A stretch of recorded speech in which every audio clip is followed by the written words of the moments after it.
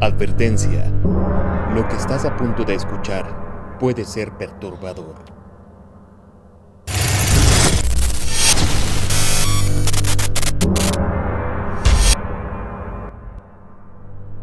La conocí tras una gran búsqueda en una aplicación de citas.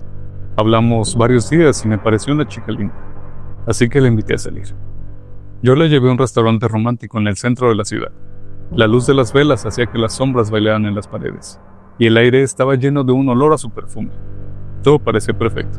Me regaló un reloj de pulsera con una inscripción que decía, siempre tuya, y me dijo que me amaba. Me desconcertó un poco al ser nuestra primera cita. Pese a todo, lo pasé por alto y ahora me arrepiento. Con el tiempo, empecé a notar que su amor se estaba convirtiendo en algo más, algo que me hacía sentir incómodo, algo que me causaba escalofríos.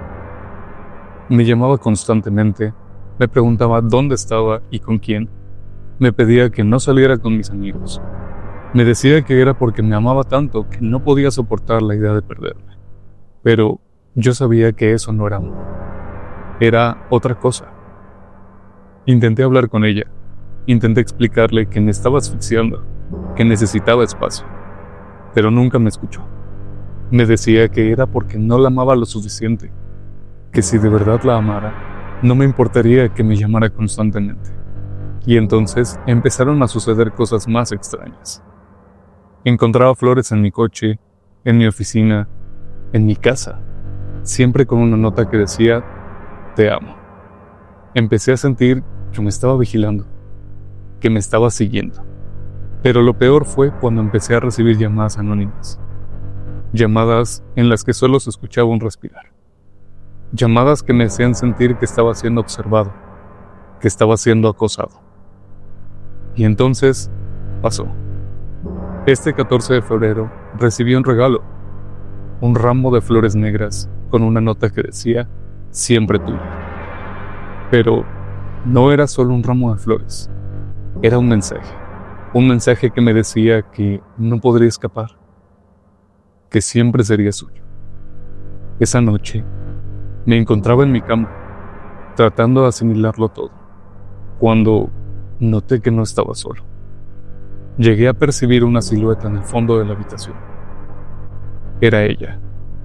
Ella estaba allí, sentada en la oscuridad, mirándome, con ojos que brillaban como las estrellas.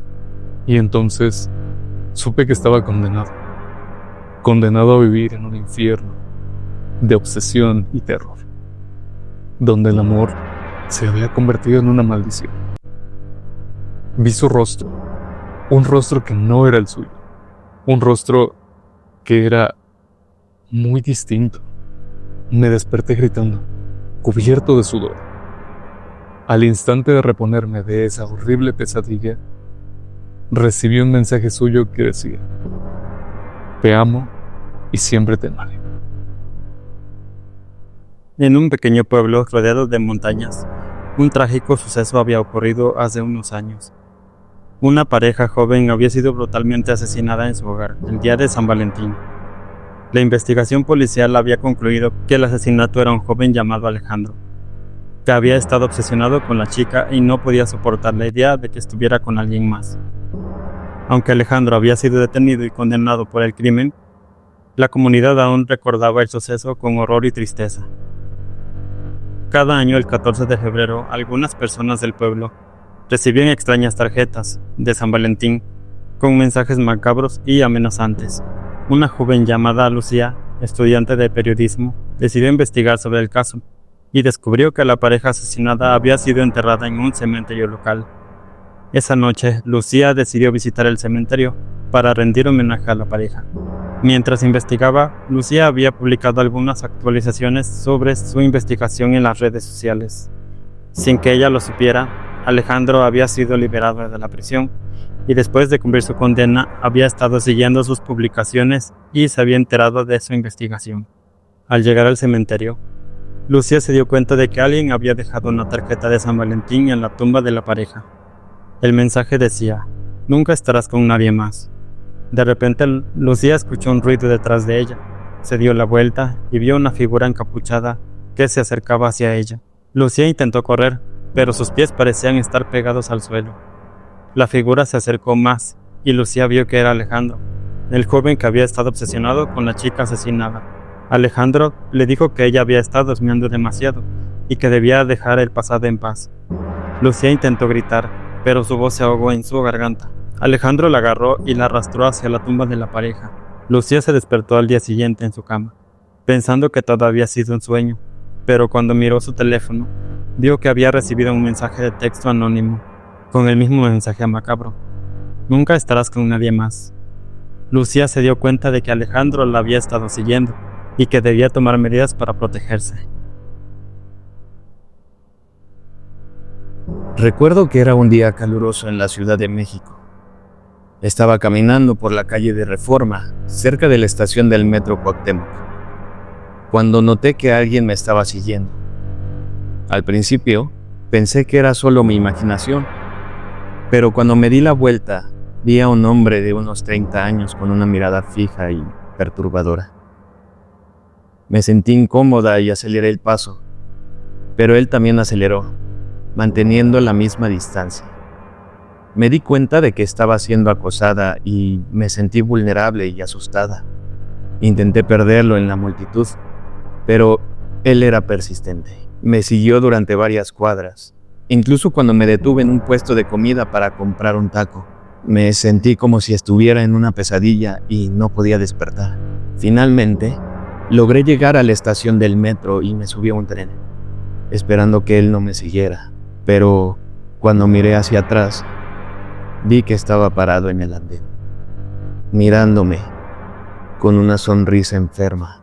Me sentí aterrorizada y me di cuenta de que debía hacer algo para protegerme. Cuando llegué a mi destino, salí del metro y busqué a un policía para reportar el incidente. Me sentí aliviada cuando el policía me escuchó. Me dio un número de teléfono para que pudiera reportar cualquier incidente futuro. Vaya, pensé que eso era el fin del asunto, pero no fue así. Durante las siguientes semanas, seguí sintiendo que alguien me estaba siguiendo. Me di cuenta de que era el mismo hombre y que me estaba acosando de manera constante. Empecé a cambiar mis rutinas diarias, tomando rutas diferentes para ir al trabajo y evitando lugares solitarios, pero él siempre parecía encontrarla. Me sentí como si estuviera viviendo en una pesadilla. Un día, camino al trabajo en el transporte, lo vi antes de que él me viera. Decidí seguirlo. No sé si fue mala decisión, pero se me ocurrió en el momento. Lo seguí durante varias paradas y finalmente se bajó en una parada cerca de mi lugar de trabajo.